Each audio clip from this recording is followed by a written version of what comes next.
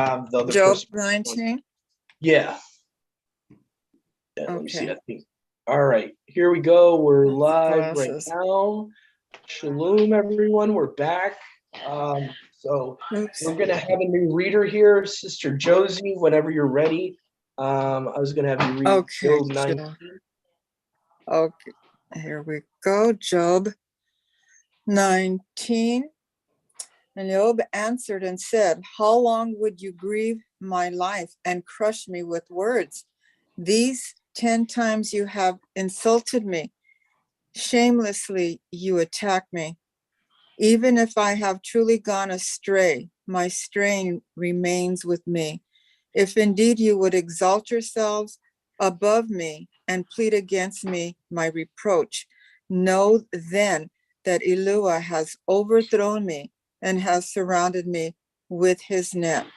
See, I cry, violence, but I am not heard. I cry aloud, but there is no right ruling. He has fenced up my way, and I pass not over, and he has placed darkness in my paths.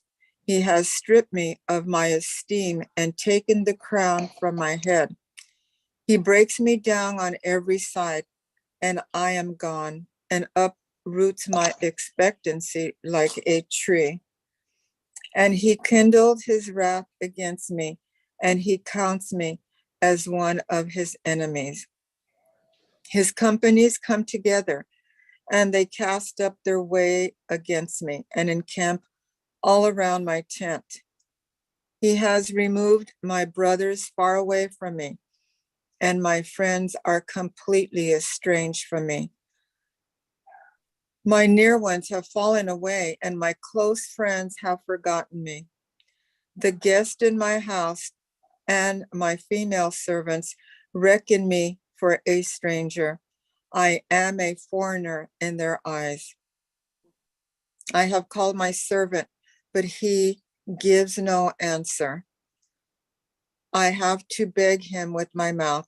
My spirit is strange to my wife, and my loving commitment to the children of my own body. Every young children have scorned me. Even young children have scorned me. I rise and they speak against me. All my friends, intimate friends, loathe me, and those whom I love have turned against me. My bones clings to my skin and to my flesh, and I have escaped by the skin of my teeth. Show favor to me, show favor to me, oh, you, my friends, for the hand of Eluah has struck me. Why do you persecute me like El does and are not satisfied with my flesh? Oh, that my words were written down. Oh, that they were inscribed in a book, engraved on a rock with an iron pen and lead forever. For I know that my Redeemer lives, and as the last shall rise over the dust, and after my skin has been struck off, then in my flesh I see Eluah. I love that verse. And after my skin has been struck off, then in my flesh I shall see Eluah, whom I myself shall see on my side, and not a stranger. My kidneys have failed within me. If you say, why do we persecute him? Seeing the root of the matter has been found in me. Fear the sword yourselves, for wrath brings the punishment of the sword, so that you know there is a judgment. Wow.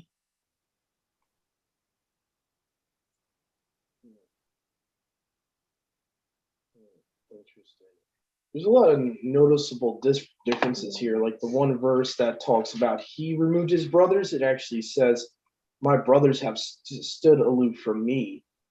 They have recognized strangers than me, and my friends have become pitiless. So it's interesting. The Septuagint version is not blaming Yahuwah, it's actually blaming he's actually putting blame on Eliphaz and all them, talking about they backstabbed me, basically. Mm.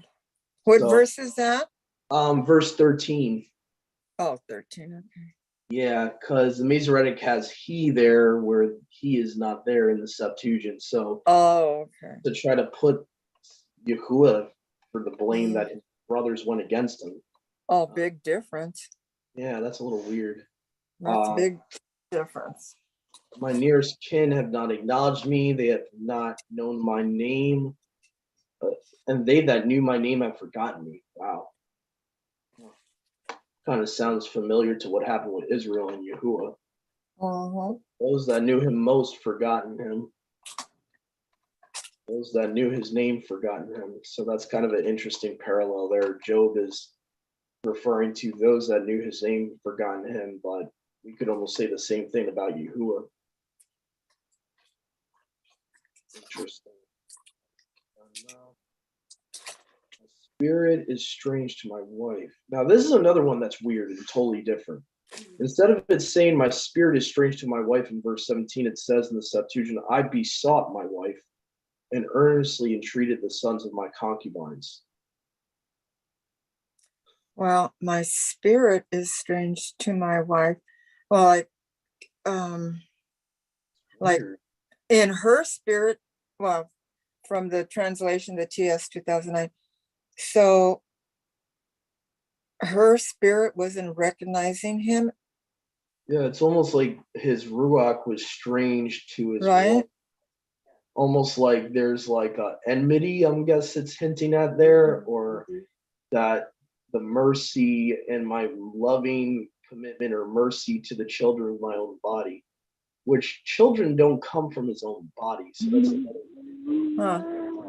Wait, that's and my loving it would commitment. come from his wife's body technically. I mean, the seed comes from him, but the children are not created until the seed goes. Oh, that's, oh, yeah, that wording seems off. It sure does now that I'm reading it again.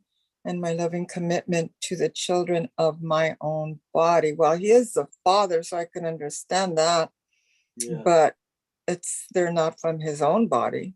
yeah. He doesn't And bear them out of his womb. what's interesting about the LXX is seems to show that he had more than one wife, or at least had concubines. That's kind of interesting. Really? 5 concubines. So that's kind of interesting. I guess Job would have been polygamous as well. So that's kind of interesting. I wonder why they would want to leave that out, especially with their culture. It's not a foreign concept to have more than one wife. It's a little weird. I wonder why they would want to. Exactly. That's strange. But yeah, there's definitely a lot of differences in the book of Job. Trying to see here.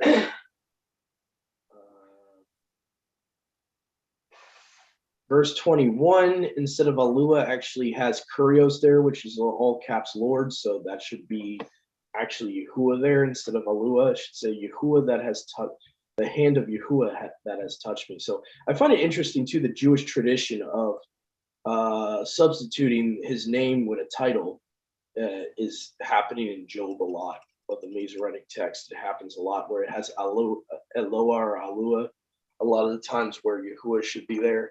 So I find that extremely weird that you don't see that in other books of the Masoretic text. It seems like Job is like one of the main ones where his name gets substituted out a lot. So, Brother Doug, Elua means exactly what?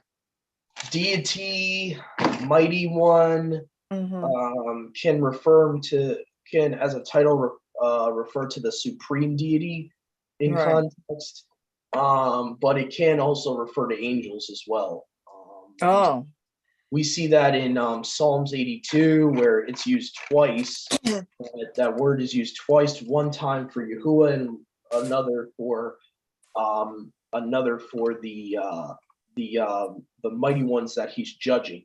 So the Psalms 82 in certain English translators, they'll try to at least put God in all caps to try to, refer to Yahuwah as the first person that it's referring to.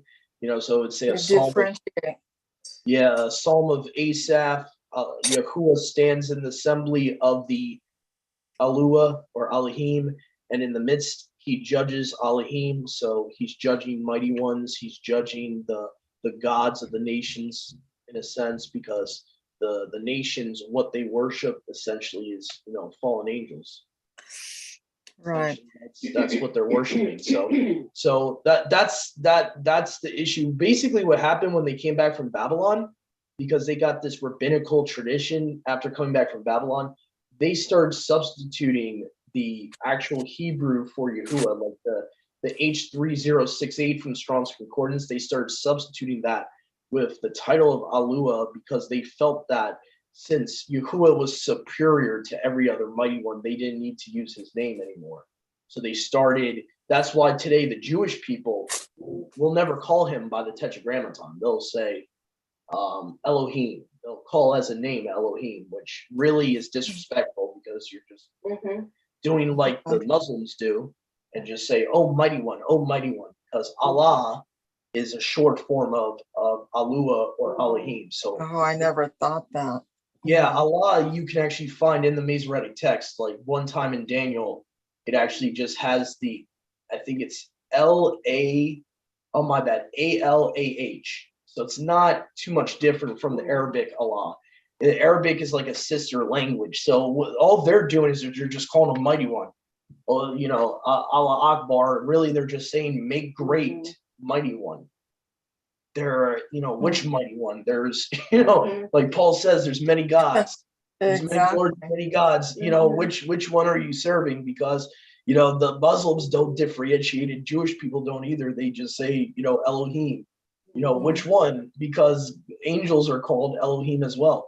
And then with the other cultures, they started taking that title and making it a name of their gods. Like when you research where Kronos and Saturn come from, the Canaanites called Saturn El.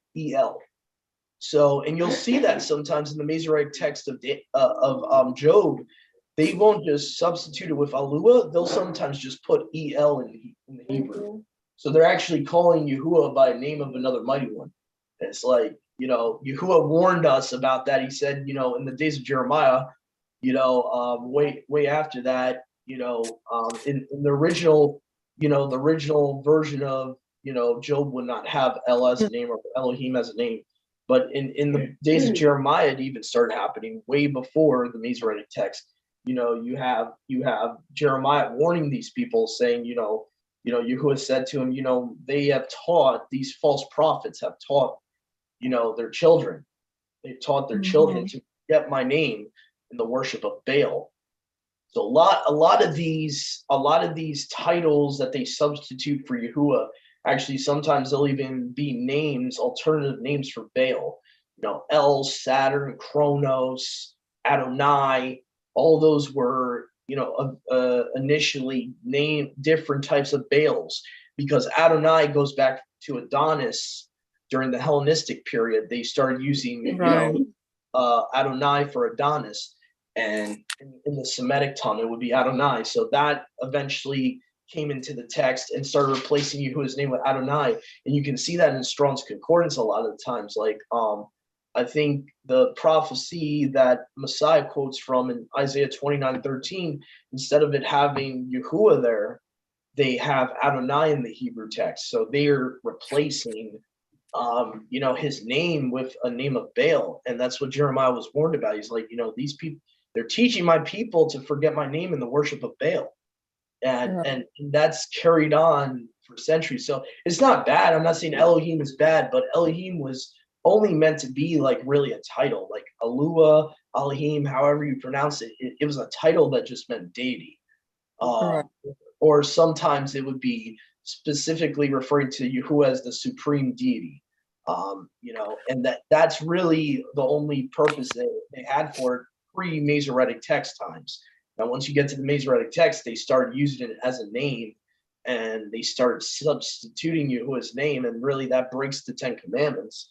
He says, don't bring my name to nothing. Don't be bringing it to uselessness where you're not even using it, for his name to be common, as mighty one or Lord. You're making it useless. You're making it common. And the Masoretes did that in their own traditions. They felt like they needed to take his name out or put vowel points wherever his name was so that they would never pronounce it. And eventually those vowel points turned into actual, them changing words. So like the The vowel point, changing the language, right? yeah, they would change the language, and Alua became Eloah, Elohim became Elohim, and not just that, those vowel points put on the tetragrammaton itself would make people verbally say Adonai or Hashem. They didn't want people saying his name. They're like, whenever you see those points, you're supposed to say Adonai. So then verbally in the synagogue throughout time, that's how that tradition started. That's why Jews today don't call him Yehovah or any form of the tetragrammaton, whether Yehovah, Yahweh, or anything. They'll call him Adonai all the time or Elohim all the time. They'll Or never Hashem. They'll never use his actual name because that was a tradition instituted way back in the 10th century AD by the Masoretes. And that's interesting. Yeah. So the Septuagint actually exposes that in verse 21 because it has all caps Lord there, and it has kurios, which kurios was always a substitution for the YHUH, YHWH. So the Septuagint is that Yahuwah is supposed to be verse 21. And that's why I like the Septuagint, because it shows how the text has changed over time. Verse 21, again, they substitute it with El. Here's a perfect example here, just EL as a name. And I was just going to ask you about that right now. Yeah, so that's the perfect proof of what I was talking about, is that they'll actually use El as a name, which is pretty bad if you know your pagan history. That's they're actually like basically calling Yahuwah by the name of Saturn or Kronos or whatever version of Nimrod you could think of. That's really, the El as a name was used by the Canaanites to refer to Baal. So that's a big deal. I that's why I'm very against calling them by name, the title of Elohim or El or Elohim, because really that was used as a name for pagan gods. It was never used as a name for Yahuwah. He never said you can call me Elohim as a name. Or El. Yeah, or El, which is exactly what the Canaanites called their god. So yeah, there's definitely differences there that you're going to see a lot. Again, verse 26, Yahuwah should be there instead of Alua. So that's another place. So there's in the book of Job, it seems like they started doing this a lot. So that would have me believe the version of Job in the Masoretic text is very modern. I wouldn't be surprised whatever source they had in 10th century AD was a lot farther away from the Septuagint, because I have yet to see any other book in Scripture that constantly substitutes Yahuwah for Alua or El. And now that you say that about the book of Job, in the TS 2009, I'm trying to recall seeing it in other books the way it is in Job, Elua and El. Can you recall another book where they use Genesis? I think Genesis. They use it one time. Sister Marissa brought this up one time. In Genesis 16, they don't use it as a name, but it gets people confused into thinking that Sarah is, or no, not Sarah, Hagar is calling the messenger of Yahuwah El by name, because the way it's worded. Yes.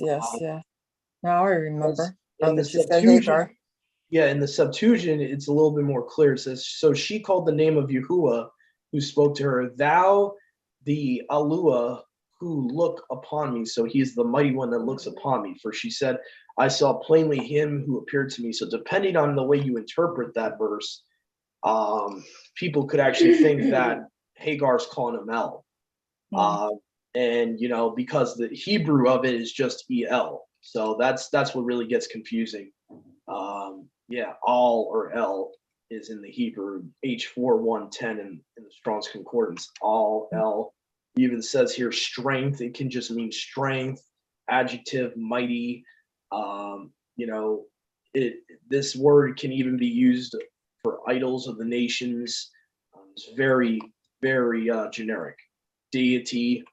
So that's what we got to keep in mind, is that's never a name. It's not supposed to be a name if it's in the text. It's supposed to be a title, usually referring to Yahuwah as the mighty one, or the supreme deity over the other lesser deities. The divine council. I think what a hindrance too is that we've been taught that Psalms 82 and other verses are talking about a human council when it's not. So I think that's part of the problem, is that we don't understand like the ancient understanding of the divine council, how Yahuwah in the third heaven, he's on this throne up there in the highest heaven, and you have the gods of the nations serving him. So you would have the messengers who a lot of the nations worship, whether good or bad messengers. A lot of the nations worship the whole host of heaven. So he's got this divine council of his sons, his Ben Elohim, that are the quote unquote lowercase GODSs of the nations. They are the lesser mighty ones that the nations go after. And it seems like after the Tower of Babel, that's what happened. He gave them into a reprobate mind, all these other nations, to serve these principalities. Like when it talks about in the Septuagint, Deuteronomy 32:8, it says that when he separated the sons of mankind, he proportioned them, the number of nations, to the number of his angels. So you had 70 principalities, 70 nations. And actually in Judaism, they actually understand this. They actually have this tradition in their own religion that, there's 70 countries, each principality for every country. And, unfortunately, we're not taught that because, can't talk about angels. Angel talk is bad. So, the Sethite theory people throw away the divine council as well. They don't want people thinking about that, even though every other ancient culture had it. The Greeks had it, the Romans had it, the Egyptians even had a pantheon where they had, the quote unquote king of the gods and the lesser gods who served the king of the gods. And you'll see it even in the book of Daniel, right, Mom? Doesn't it sometimes it will say Yahuwah is the Alua of Elohim, like he's the mighty one of mighty ones? Right. So there's other mighty ones. It's not that there isn't other mighty ones in existence. It's that he is the supreme mighty one. And so a lot of people think that we can't be monotheistic and accept this divine council idea, but the divine council idea was all throughout their culture. They understood it. The Romans understood it. The Egyptians understood it. Unfortunately, their pantheons, they replaced the real true supreme mighty one with, one of their lesser mighty ones, like Zeus replaced Yahuwah in the Greek religion. Counterfeits basically of the divine council. So you had versions of the divine council even in pagan religions, where there was one supreme deity with lesser deities that would be next to him. So this divine council idea was like very well known in with the ancient sages, Hebrew sages. They knew this concept. It gets lost really in modern day with Christianity going away from the angel talk. I think the Catholic Church is really to blame with that, because like I said, they had that tradition. They didn't want, if we don't talk about angels, no one will worship angels. We just, got to stop the angel talk. And even though they tell people to worship saints, it's like, okay, you made Michael a saint, so how are they not worshiping angels? Okay, so it's like, they might have meant well somewhat, but they were going to get people to worship angels anyway, because that's part of their religion is angel worship. They worship Gabriel, they worship Michael, they worship this, they worship, But anyway, that just to explain, that's kind of what's going on with the whole Psalms 82 concept and Deuteronomy 32:8, how the text originally would say, maybe not in TS, because I think they used the Masoretic, TS 2009, so it would say sons of Israel, but if you look at the older versions, it says the messengers of Alua, the angels. He appointed every nation to one angel. So you had like 70 countries, 70 principalities. Somewhere down the line, though, rest in peace, Michael Heiser for showing me this. Somewhere around between the Dead Sea Scrolls time period and the Masoretic text time period, they changed the phrase B'nai Elohim in Deuteronomy 32:8 to B'nai Yisrael. And so people think that Yahuwah is giving the nations to the sons of Jacob who are not even in existence yet. So that causes a whole huge problem. A whole, when you realize that Deuteronomy 32:8 is talking about the Tower of Babel, it brings a whole problem, because now Jacob's not even alive yet. He doesn't even exist yet. So how is Yahuwah going to give these nations at the time of Genesis 10 to people that don't exist? So, there's a lot of people have started realizing this is one of the major problems about the Masoretic text. They delete history. They start deleting history. They don't want you to know about certain things. They exaggerate the amount of time that they're in Egypt for. They changed the text in Exodus 12:40 to make you think they were there for a whole 400 years when they weren't. So it causes a lot of problems. But this is one of the main things they didn't want people to realize, is the divine council concept. And that's what Yahushua was even referring to in John 10. He was making fun of the Pharisees. He's like, you're mad at me because I call myself the son of Yahuwah. Don't you know there's tons of sons of Yahuwah? Mm-hmm. Don't you know that there's a divine council? Don't you know that he called them gods? But, because we don't understand the divine council concept, when we read in John 10, we don't know what he's talking about. When he says he's called them gods, not the Pharisees, not humans, calling them gods. So he's talking about this, lesser mighty ones of the nations. And because he's making fun of them, because, he said he was the son of Yahuwah.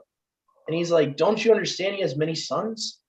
Don't you understand that all the angels are his sons? Like, why are you mad at me for claiming that I'm his son? And he's kind of making fun of them. He's being facetious with them, like, why are you about to stone me for that? But anyway, I don't want to take up all the time here, because I know Brother Yahusha had. That was interesting. Thank you. The divine council, I'm not too well versed on that. So. Yeah, you're very, very welcome, sis. Guys like Michael Heiser, and who just recently passed away, rest in peace. I'm so sorry that I didn't know about Michael Heiser sooner. What an amazing man.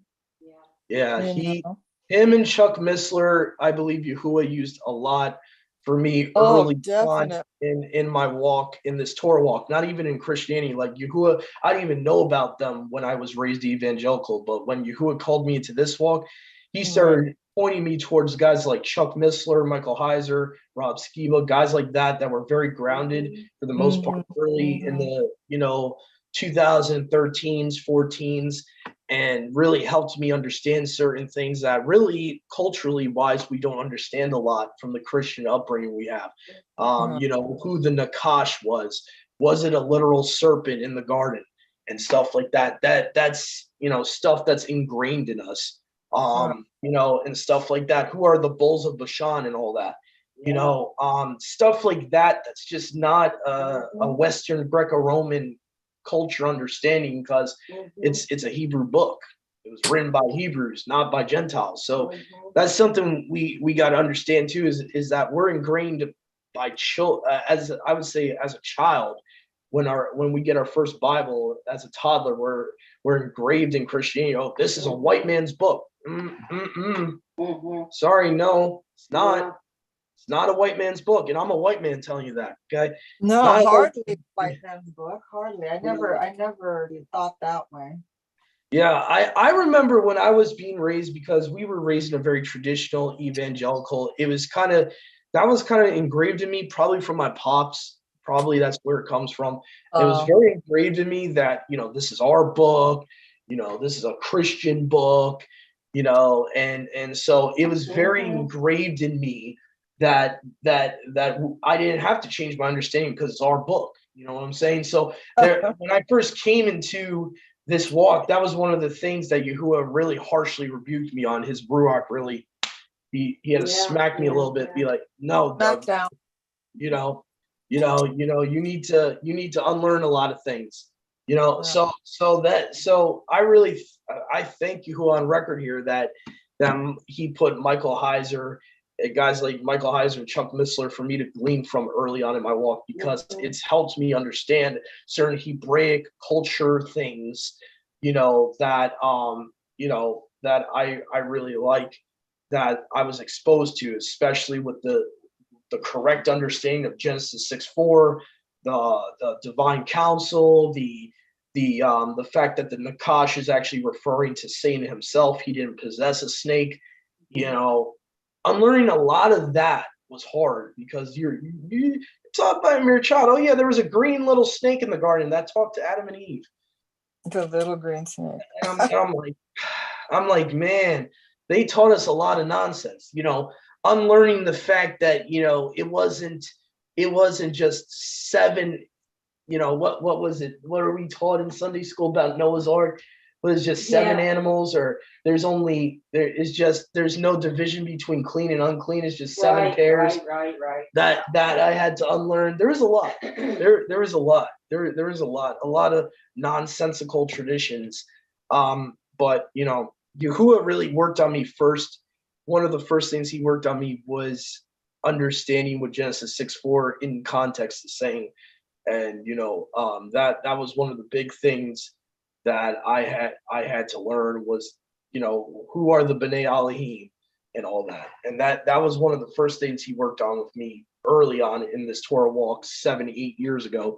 So, and he's been using people like Chuck Missler and Michael Heiser to really expose a lot of these false assumptions we had. And what the days of Noah are and stuff like that, stuff that's very important, that has to do with these end times. Right. Well, you were very baruch that those two gentlemen were brought into your life at such a young age. Yeah, it was. I'm definitely thankful for that. Oh, Very, definitely. very thankful for that. But yeah, what I liked most about Heiser was his research into the different manuscripts. I glean a lot from what he's done on really showing people why we should look into the Septuagint. This is like the reason I just mentioned is one of the biggest reasons. They want to change history. The Masoretes wanted to change history. They wanted people to think that they were supposed to inherit those 70 countries. They wanted people to think they were slaves for 400 years, which every other prior manuscript, way before, most of them close to 1,000 years before the Masoretic text ever existed, show that they were only slaves for 200 and something years. That was the major problem, was their rabbinical traditions. Like the softest way I can say this is that the Masoretic text, yes, we had to use it. We didn't know about the Septuagint, and I'm not saying throw it away, but just realize it's highly rabbinically influenced, highly even Kabbalistic influenced in certain areas. Not everywhere, but certain areas are Kabbalistic. Like you'll even see the name Lilith or Lilai in Isaiah 34, where it's not in the Septuagint. So there's like actual Kabbalistic stuff inserted in. And so that's the only thing you got to be aware of, is like, so that's why me and Brother Yahushua and a lot of us, I definitely am an advocate for praying before reading. Yes. Because, if we're praying before we're reading, his Ruach is going to lead us, even if we're just, whatever Bible we have, we're able to use, he's still going to lead us and show us things that are a little off. He's going to give us kind of like a nudge. Like, you might want to look that verse up somewhere else, because that doesn't seem right. So yeah, that's what I suggest, because I've seen stuff that just, even back then, I was like, whoa, what the heck is this? What's the angel of the presence? What the heck is this? I found out it's in Kabbalah. They think Metatron is the angel of the presence. And they substitute Yahusha as the messenger of Yahuwah with this Metatron character. So, I started realizing there's actual places, isolated, not many, but isolated places in the Masoretic text that promote Kabbalistic theology even. And so that's what I got to remind myself. Yes, it's a version of Yahuwah's word, but it's been very corrupted. Yeah. It's been very corrupted, and that's why I trust solely really as my number one Tanakh, the Septuagint, and then other versions after it, like the Samaritan Pentateuch, Targums, because they all predate. As a whole, they on like we like to joke around and use the phrase on the whole. On the whole, they all predate the Masoretic text by at least a couple hundred years, most of these manuscripts. The Targums 300, 400 AD, that's a good 700-800 year difference. The Samaritan Pentateuch seems like it was very close to the age of the Dead Sea Scrolls and the Septuagint, because it has similarities. Like, I forget the exact amount, but 80% of the differences the Septuagint has with the Masoretic text, the Samaritan Pentateuch agrees with the Septuagint on. So it seems like whoever originally wrote the Samaritan Torah, would have had something like the Septuagint to glean from when making that version of the Torah, because it's very similar. Dead Sea Scrolls are similar to date wise as the Septuagint, like the canon stuff of the Dead Sea Scrolls, like the actual Bible of the Dead Sea Scrolls is very similar to date wise and agrees with the Septuagint in certain areas that I just talked about. So it seems like, what we've been dealing with for a while is that we were given the most unreliable modern Tanakh. Where the Protestant reformers went wrong was they went all the way, the game telephone, or it's like they almost went to the last chair and then took that version of the Old Testament instead of the one that's all the way at the beginning.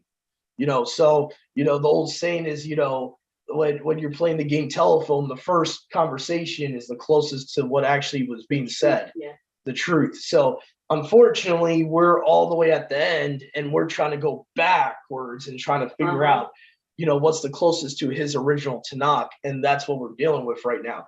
So unfortunately, the Protestant reformers meant well, but trusting Judaism, rabbinical Judaism at that, as for the manuscript they're going to use for the Old Testament in their Bibles, I think was very flawed.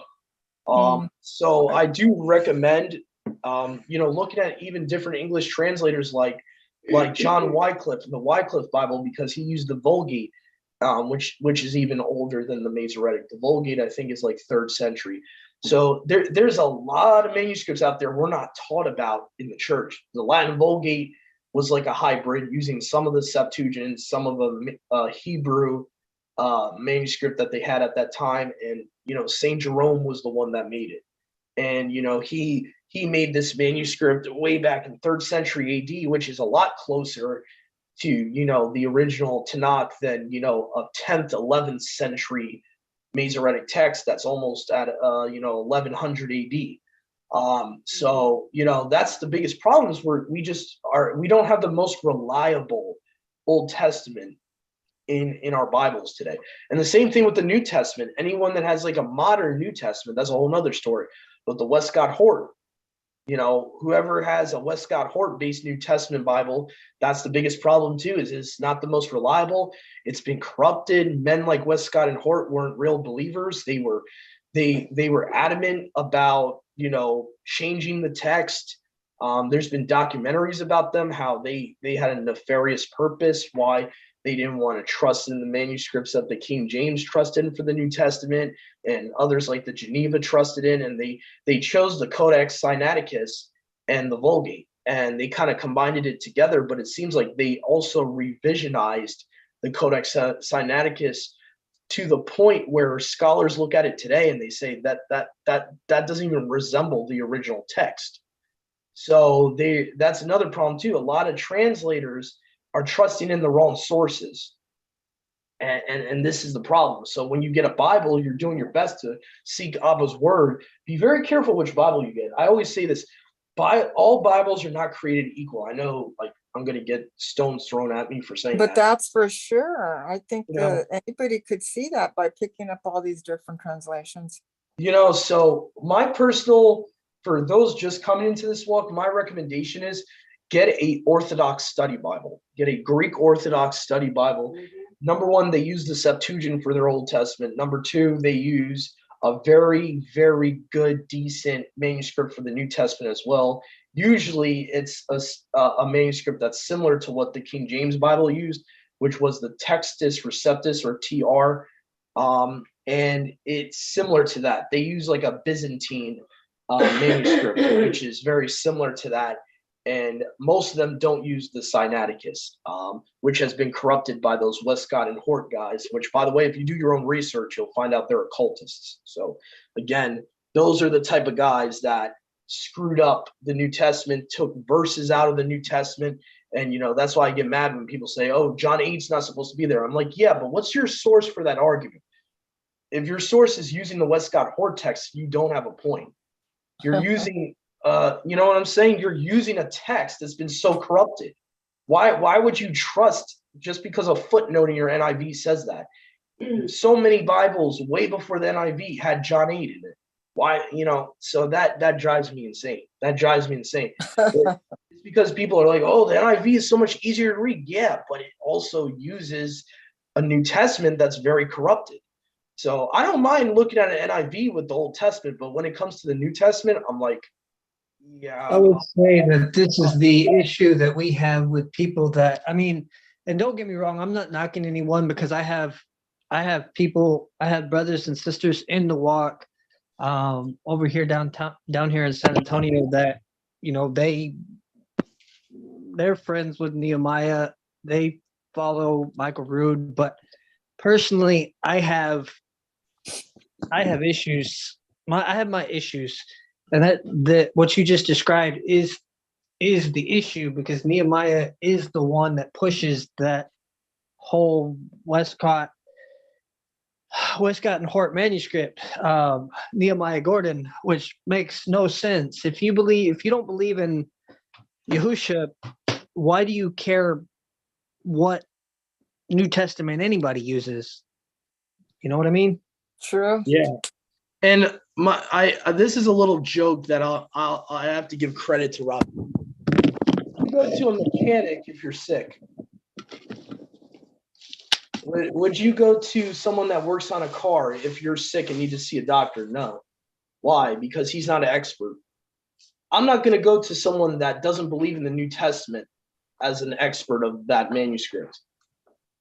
I mean, it's just as simple as that. So Nehemiah Gordon, he means well, I guess, but he doesn't believe in Yahusha. He's not led by Yahuwah's Ruach. He is a Karaite Jewish person. I'm not going to listen to someone like that is not being led truly by Yahuwah's Ruach. And I've done research into all those manuscripts, and the Codex Sinaiticus, whatever you want to call it, the Westcott Hort of today, is completely corrupt. People want to make arguments about the Textus Receptus. If you compare the two and actually test them, the Textus Receptus has, I would say, 1/10 of the corruptions that the Westcott Hort has. So anyone that wants to talk about, oh, well, the Trinity is put in there and all that has been corrupted, okay, fine. But if you can only think of one or two little corruptions in the Textus Receptus and you're trusting a highly corrupted Westcott Hort, there's a problem. But we can go farther back than the Textus Receptus. We can go, you have English translations that are translated from the Byzantine alone that aren't corrupted like the Westcott and Hort, and then also don't contain the Latin Vulgate mixture that the Textus Receptus has. So yeah, even if we don't go with the Westcott and Hort, we still have a better manuscript. Yeah, I would say the Syriac and Aramaic manuscripts we have today are the most accurate. If I was to pick one, I would just say any type of Peshitta manuscript beats any Greek manuscript. And that's another lie that the church has taught us, is that all we have is Greek, right? It was originally written in Greek. And I'm like, I had to face palm my head every time I hear someone say that. I'm like, it was not Even originally. The early Assembly Fathers didn't believe that. Even the early Assembly Fathers. I don't know where that tradition comes from. Hebrew. I don't even know where it comes from, bro, that gets taught in every church. Oh, well, it was originally written in Greek. I'm like, you can look at the language in the Greek New Testament and tell that it wasn't originally written in Greek. There's Aramaic idioms and Hebrew idioms in it. There's no way it was originally written in Greek. There's Hebrew and Aramaic words in it. Bar, for example. Bar is the Aramaic word for son. It is not Greek. So you know how your Greek New Testament, Yahushua's talking to Peter. Baruch are you, Simon Bar Yuna? That's an Aramaic word. That's obviously coming from a previous Aramaic manuscript. So I'm just saying, brothers and sisters, I'm sorry about this extra expounded commentary, but you know, I just got going. So I apologize if I made this study today a little bit longer than expected, but I felt this is needed for the body of Mashiach right now to understand this. Please start researching the manuscripts of the Bible you use. Find out what the sources they're using. That's the only way you're going to find out the most authentic translation you can find. Is you got to find translation that at least has a decent manuscript it's using. You know, like I said, the best overall, like, full Bible, like I said, you know, really at this point is, you know, a Greek Orthodox, because at least it's using something valuable. It's using the Septuagint as the Old Testament, the Byzantine text as the New Testament. I really recommend, if you can find that when you're freshly new in Torah, to get that rather than dealing with Masoretic text-based Old Testament. And, you know, even with the King James, it has the Textus Receptus, but it has the Masoretic text. So the Old Testament of the King James is going to be very, very flawed. You're going to have to go to another translation to figure out why certain verses are off. You know, my recommendation is either, really, I have two recommendations for people newly coming in. I should make an updated video on what Bible do I read. That was an old video I did years ago. But what Bible should you use? I would really recommend, if you want to get into the Aramaic New Testament, that's cool. Use the Aramaic New Testament, but also get a Septuagint Old Testament. That's probably the best Bible, complete Bible you could have, is a Peshitta New Testament, Septuagint Old Testament. And I don't just use the Septuagint either. I look into the Samaritan Torah. I look into the Dead Sea Scrolls as best I can. I don't have a physical Dead Sea Scroll Bible. I eventually want to get one that has just the canonical books like Genesis to Malachi and all that. But I mainly look at the Targums as a reference with the Septuagint, but the Septuagint is still my standard, my bearer. You know, you could say, you know, that's the bar, is the Septuagint, and then, you know, right after that, Samaritan Torah, right after that, the Targums. The Masoretic text, I would say, is the least, you know, authority that I have when I'm doing studies. That is like the last. So I put very little, what is it called, importance on a Masoretic text-based Old Testament, that if I'm testing things, if I'm comparing different versions. You know, I would say 85 to 90% of the time I take the Septuagint over the Masoretic text when I look at a verse, just because I know where the Septuagint came from. I know it's Messiah's Old Testament that he quoted from. It's the Old Testament that the apostles quoted from. I don't put much stock in the Masoretic text nowadays. I really don't. I kind of just use it as a reference. And even at that, I would rather use the Targums as a reference versus the Masoretic, because the Targums are really not anti-Messiah at all. When you look into them for yourselves, you'll find out that whoever were the rabbis that wrote the Targums weren't really anti-Yahushua like the it seems like they weren't really much anti-Yahushua as much as the Masoretes were. The Masoretes had an agenda with a lot of their stuff. So anyway, so hopefully that was for someone out there. And again, if you guys are looking for a modern Septuagint, because I know a lot of us out there, you know, it's hard to read Middle English. We just found a link out there. You can download the Net Septuagint, the one I was reading from today. That was very modern English. So anyone out there that's interested, just reach out to me. Reach out to this YouTube page. I'll give you guys a link to test it for yourselves. You know, when it's not Sabbath, check it out on Amazon. I'll give you guys a link on Amazon. It's one of the cheaper ones out there. The New English Translation of Septuagint. It's very scholarly too. It shows you the different versions, like the Codex Vaticanus on one side, and the Alexandrinus on the right side, so you can even compare in English the differences with the different families of the Septuagint. So I really recommend that one if you're not big into Middle English. I really recommend that one. So I'll give you guys those links after Shabbat. Go ahead. One last thing, Brother Yehusha, and we'll probably end here. I don't know. Did we get the second chapter of Job? Oh, we didn't? I thought we did chapter 20. My bad about that. All right, so let's just do that real quick. I'm sorry about that, guys. I get into these rabbit trails sometimes. Let me just. Rabbit trails are good though, because you don't know who's listening that needs to hear it. Yeah, that's true.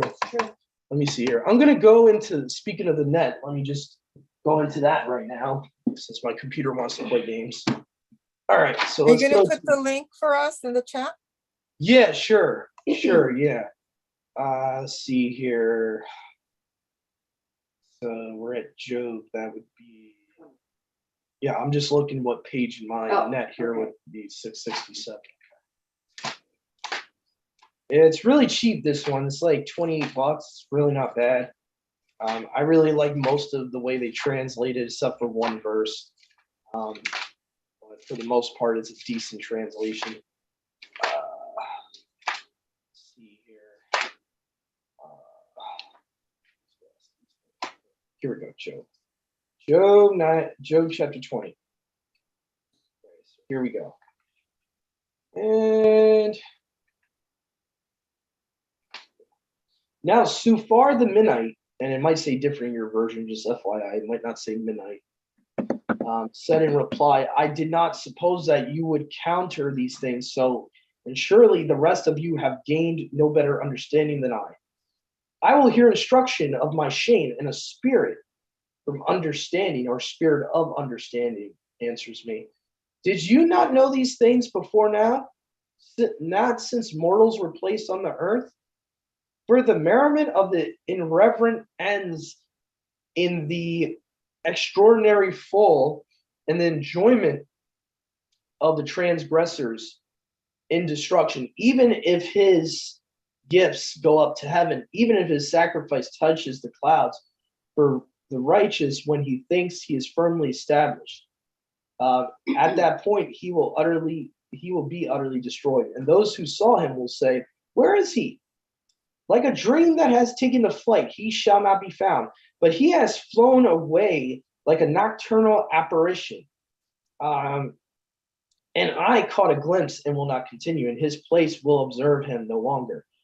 May his inferiors do away with his sons, and his hands kindle pains. His bones were filled with his youth, and it will lie down with him on a burial mound. If evil is sweet in his mouth, he will hide it under his tongue. He will not spare it, and will not leave it behind, and will hold it in the middle of his throat. And he shall not be able to help himself. The venom of an asp is in his belly. Wealth being gathered unrighteously will be disgorged. A messenger will drag it out of his house. May he suck the wrath of dragons, and may a snake's tongue kill him. Interesting. So dragons are real. May he not see the milk of pastures, nor pasturage of honey and butter. Vainly and foolishly he has toiled for wealth, of which he will not taste. It will be like something tough, unchewable, impossible to swallow. For he has broken down the houses of many who are powerless, and he has seized a dwelling, though he did not build it. But just when he thinks he has fully satisfied himself, he will be afflicted, and every distress will come upon him. If somehow he would fill his belly, may he and on him fierce wrath, may he wash pains on him, and he shall not escape a blade's power. May a bronze bow wound him. Yes, may an arrow pass through his body. May lightning bolts strut about in his dwellings. Then may utter darkness await him, an unquenchable fire will devour him, and may a stranger afflict his house, and may the sky uncover his acts of lawlessness, and earth rise up against him. May destruction drag his house to an end. May a day of anger come upon him. This is the portion of an irreverent person from Yahuwah, and possession of his things is from the overseer. Interesting. So what's very interesting, it says all this that just happened is his portion, is a wicked person's portion. So a lot of the times you'll sometimes see in translations, it'll say impious person or irreverent. Irreverent, a lot of the times is used in the context of someone that's extremely wicked, that has no fear of the Father, not even a loving fear. They have nothing. They could care less. They love their sin. There's no fear of punishment, so on and so forth. Go ahead, Brother Yahusha. Old hand. Oh, my bad. All right. So that's pretty self-explanatory. So what it's getting at is all wealth is not equal.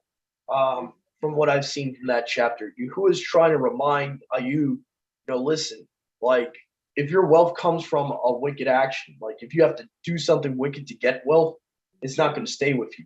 It's not going to stay with the wicked person. It's going to be given to the righteous. We see that a lot in Proverbs and a lot of other poetic books like that wisdom type of books like that show, not all wealth is equal. If you're getting wealth from extortion, if you're getting wealth from this, from that, really means nothing. It's going to go quickly. It's good. And that's for any unbelievers out there that might be watching this. Trust me, it's not worth it. It's not worth it. It's not worth it to, I could even say this, you gain wealth from stepping on people.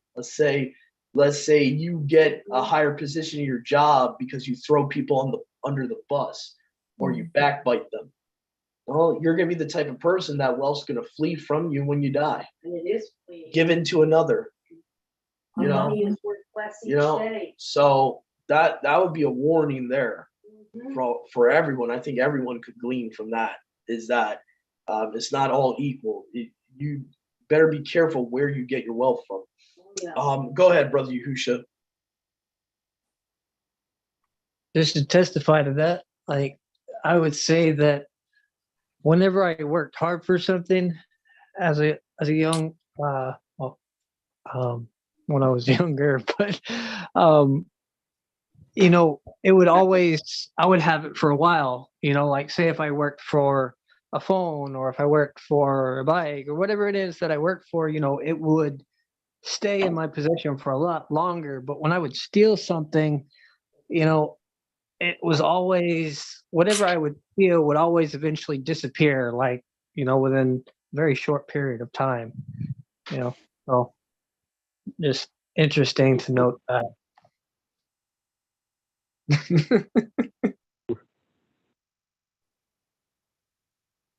What goes around comes around.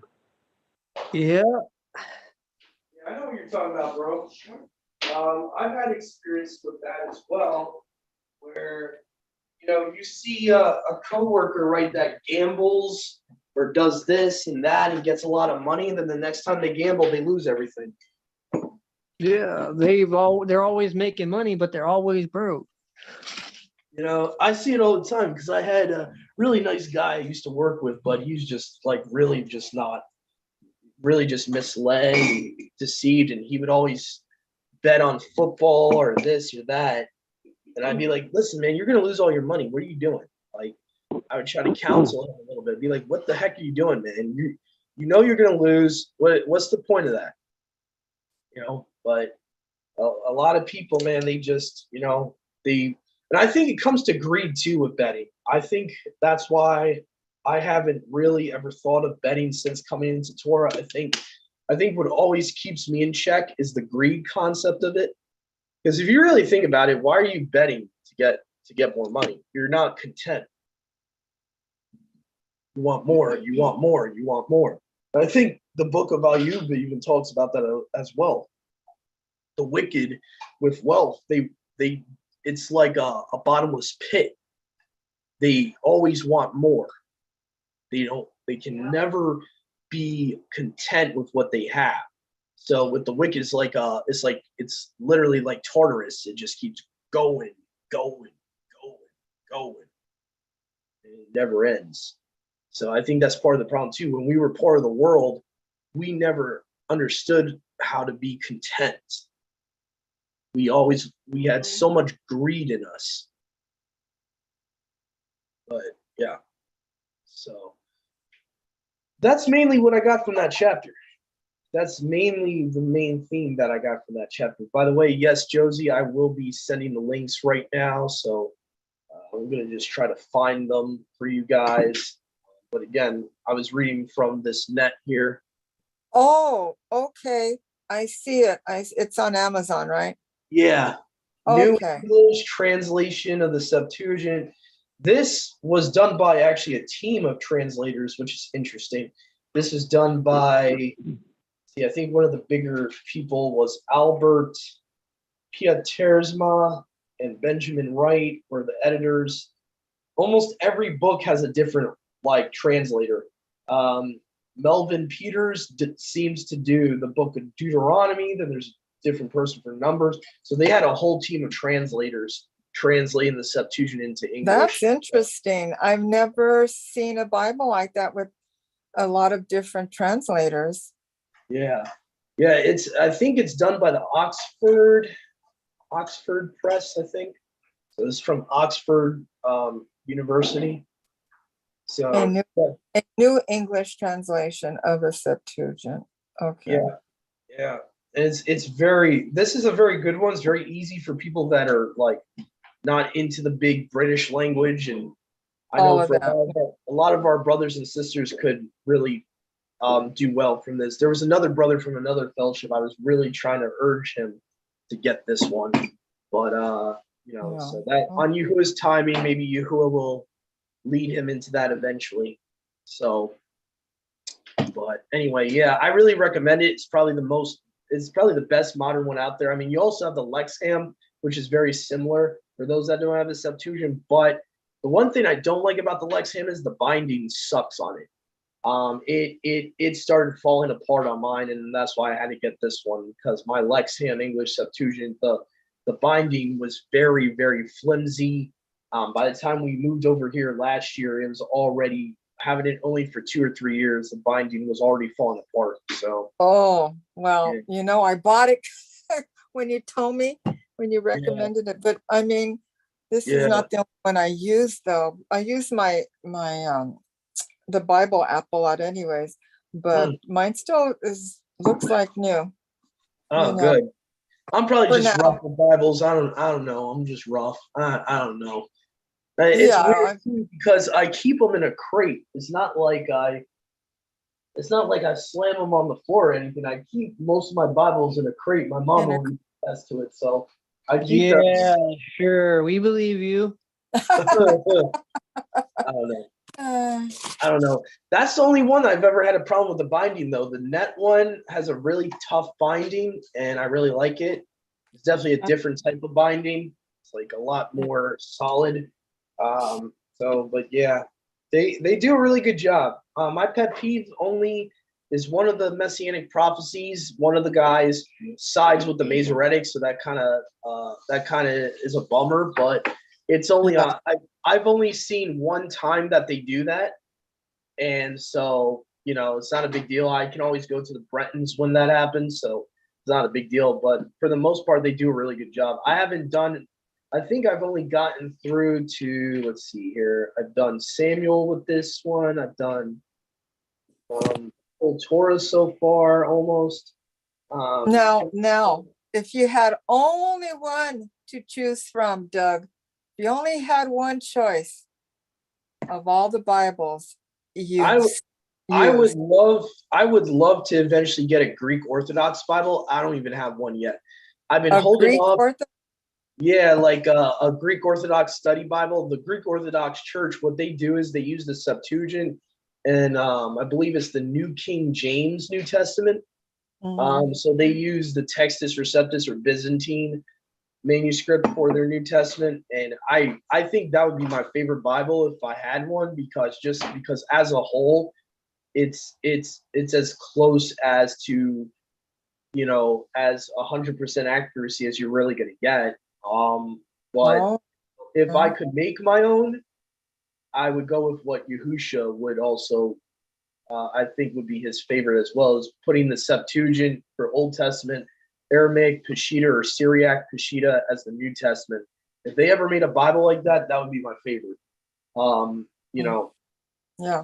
Oh, but as ones that are actually available to us, I definitely recommend an Orthodox Bible, Orthodox Study Bible, just because it's for the Old Testament. That's as accurate as you're really going to get at that point.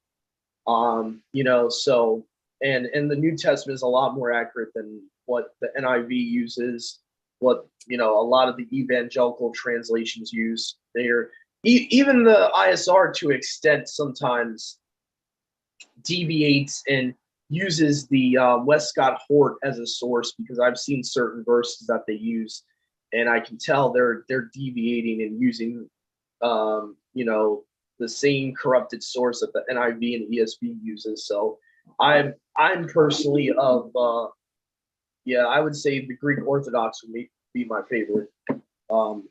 What happened with your Restoration Scriptures True Name edition? Oh, I read it from it every now and again.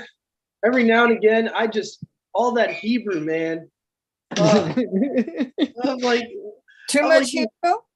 That's the reason I don't read it. the RSTRNE, that one, the one that Riley's That grandmother. Moshe guy?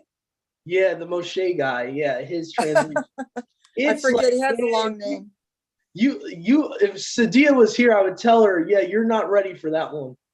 Not ready for that one. That is a crazy amount of Hebrew in that one. It's like every word is Hebrew. I'm like, no. It's yeah, way over. I think he has another new one.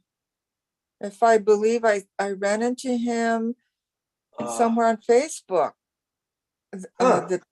Another one. I believe I seen it in the last few weeks, and I'm just like, oh, this can go on for a long time, I That'll guess. be I like don't his know. third translation, I think, because I think his first one was the Debar, so the Yeah. RSTNE would be his second. So if he's got another one, that'll be like his third translation. Yeah.